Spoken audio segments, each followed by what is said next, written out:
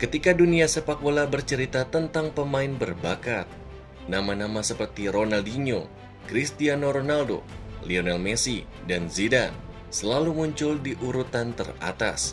Mereka adalah pemain dengan bakat alami, sentuhan emas, dan kemampuan yang luar biasa sejak lahir.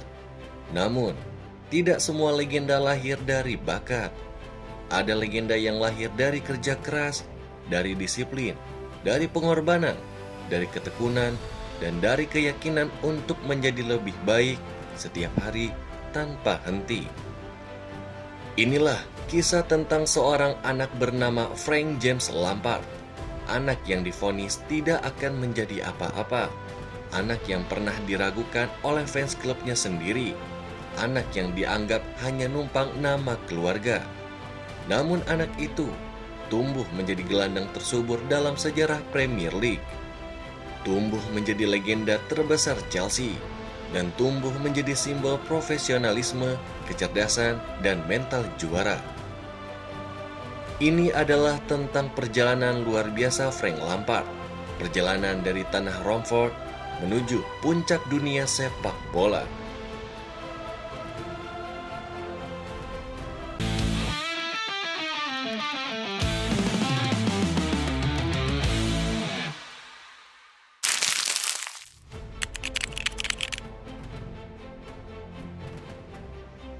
Frank Lampard lahir pada tanggal 20 Juni tahun 1978 di Romford, London Timur. Lingkungannya bukan glamor, rumah biasa, kawasan pekerja, jauh dari hiruk-pikuk kota besar. Tapi satu hal membuat keluarganya berbeda. Mereka hidup dari sepak bola. Ayahnya bernama Frank Lampard SR, adalah legenda West Ham United.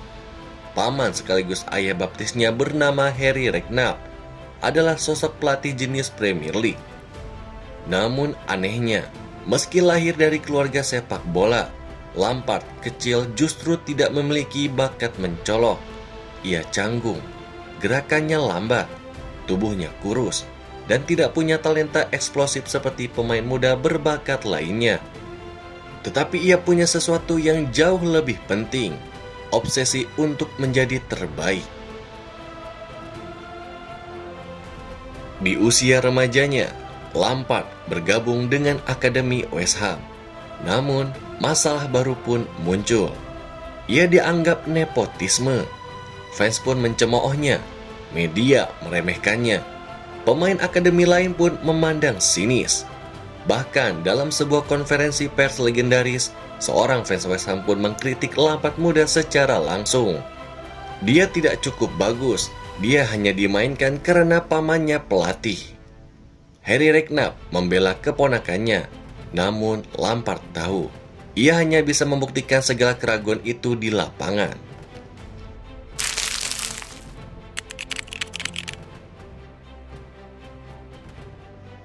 Di West Ham pun, Lampard dikenal sebagai latihan mesin. Ia adalah pemain terakhir yang meninggalkan lapangan latihan. Ia bukan hanya bekerja keras, ia bekerja lebih cerdas. Setiap sesi latihan dilakukan dengan tujuan memperbaiki kelemahannya. Tidak cepat, latihan sprint setiap hari. Tidak kuat duel udara, latihan fisik. Tendangan lemah, 100 hingga 200 syuting setiap sesi. Sedikit demi sedikit, Lampard pun berubah.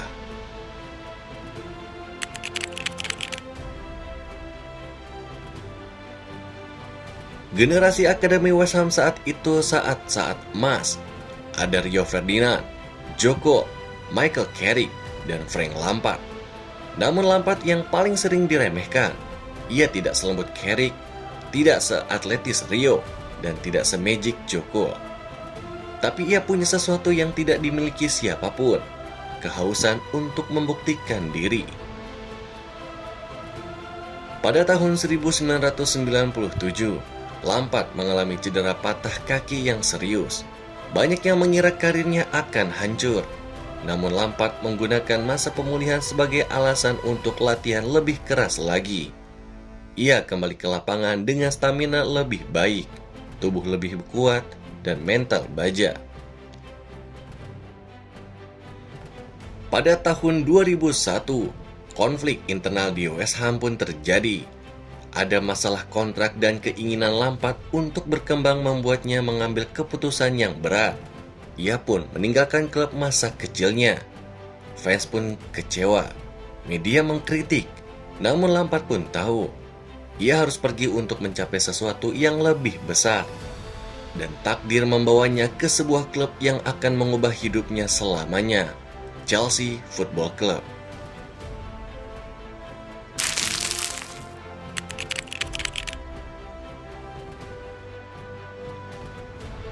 Tahun 2001, Chelsea membeli Lampard seharga 11 juta pound sterling. Publik menganggapnya pembelian itu biasa. Tidak ada sorakan, tidak ada ramalan besar. Namun musim demi musim, Lampard pun membuktikan bahwa pembelian ini adalah salah satu investasi terbaik dalam sejarah Premier League. Lampard sendiri membawa gaya bermain yang cukup unik. Ia merupakan gelandang yang berlari ke kotak penalti saat waktu paling tepat. Memiliki insting mencetak gol seperti striker, tembakan jarak jauh keras dan akurat, visi bermain yang luar biasa, dan stamina yang seperti tidak habis-habis. Ia pun menciptakan peran modern bernama box-to-box goal scoring midfielder. Peran ini pun kemudian menjadi standar baru sepak bola Inggris di abad ke-21. Dan saat itu, Lampard di Chelsea bermain bersama Gianfranco Zola, Jimmy Floyd Hasselbank, Damien Duff, dan Eder Gudjohnsen. Ia pun belajar dari mereka, dan semakin berkembang, semakin matang. Namun puncak transformasinya baru terjadi ketika seorang pelatih muda datang membawa revolusi. Ia bernama Jose Mourinho.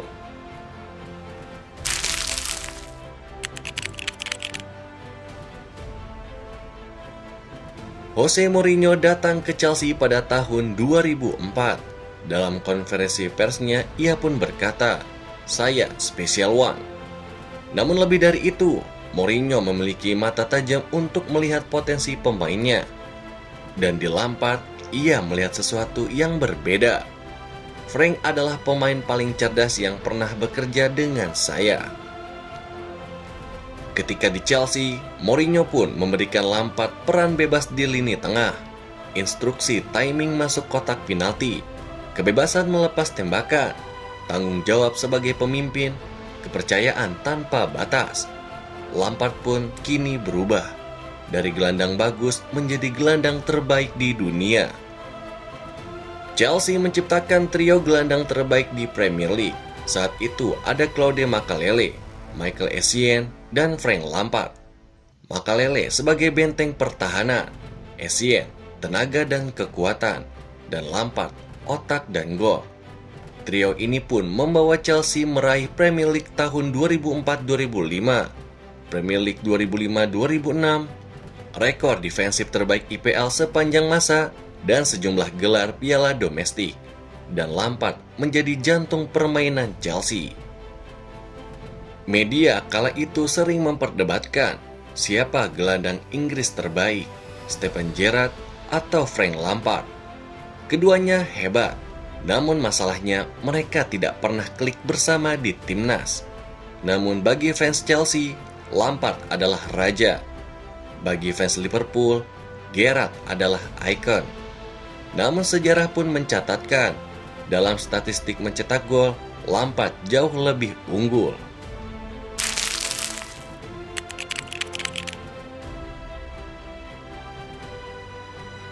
Pada tahun 2005, Chelsea membutuhkan kemenangan untuk mengunci gelar. Lampard mencetak 2 gol ke gawang Bolton. Gol pertama finishing klinis. Gol kedua, sprint dari tengah lapangan melewati semua pemain, lalu mencetak gol. Chelsea juara untuk pertama kalinya dalam 50 tahun. Ada momen gol di mana Lampard menjadi masuk daftar gol terbaik UCL. Kontrol dada, putar badan, tembakan voli tanpa melihat arah.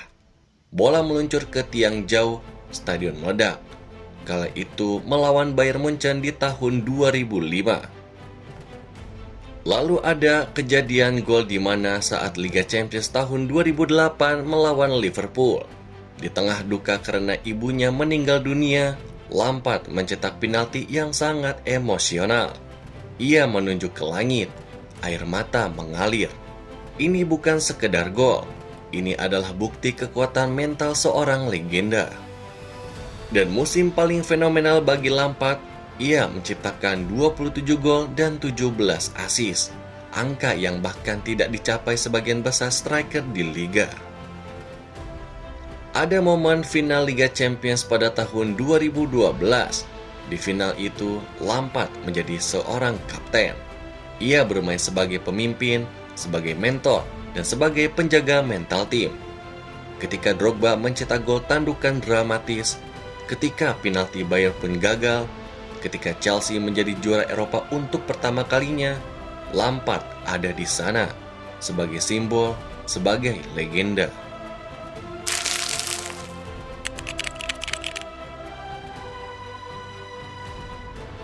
Lampard telah mencetak 211 gol untuk Chelsea.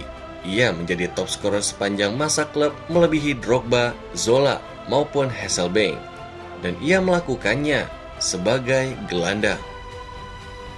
Lampard pun telah bermain 164 pertandingan liga berturut-turut, 12 musim mencetak 2 digit gol, dan 274 assist sepanjang karir.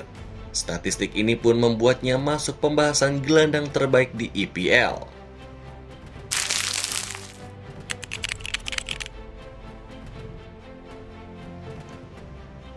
Kala itu, Lampard bermain bersama timnas Inggris bersama Golden Generation. Saat itu, Lampard bermain bersama Gerrard, Beckham, Rooney, Scholes, Ferdinand, dan juga Terry. Namun Inggris gagal juara, mereka pun tersingkir di Euro tahun 2004, Piala Dunia 2006, dan Piala Dunia 2010. Namun Lampard tetap fenomenal. Ada momen di mana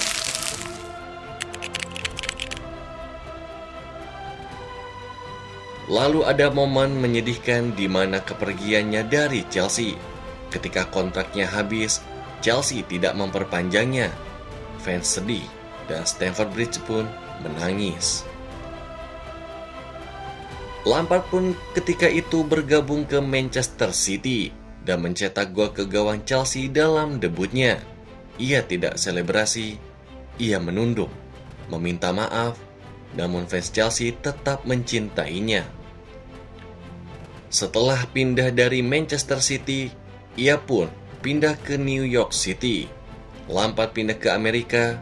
Meski cedera, ia tetap mencetak banyak gol.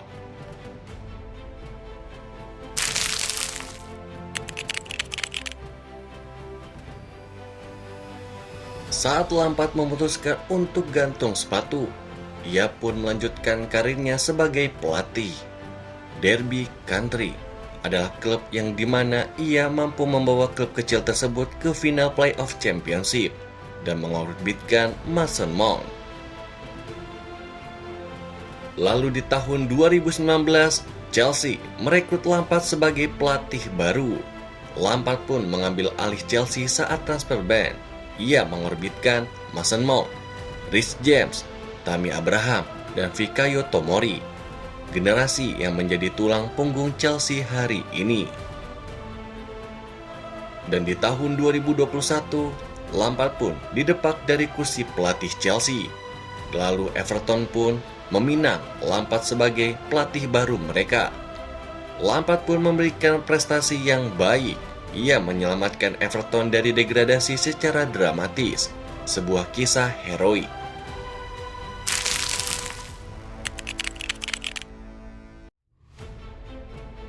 Lampard bukan hanya legenda Chelsea, ia adalah blueprint gelandang modern. Gelandang yang mencetak gol seperti striker, gelandang yang membaca permainan seperti maestro, gelandang yang bekerja tanpa henti, gelandang dengan mental yang tidak pernah rapuh. Dan ia pun meninggalkan warisan 211 gol, 147 assist, 648 pertandingan untuk Chelsea, 3 gelar Premier League, 1 Liga Champions, 4 FA Cup, dan 1 Europa League. Dan yang terpenting, kerja keras sebagai identitas. Terima kasih telah menyaksikan perjalanan panjang Frank Lampard, seorang pemain yang membuktikan bahwa kerja keras bisa mengalahkan bakat. Jika kamu menikmati dokumenter seperti ini, jangan lupa untuk like, komentar, dan subscribe ke Soccer First ID.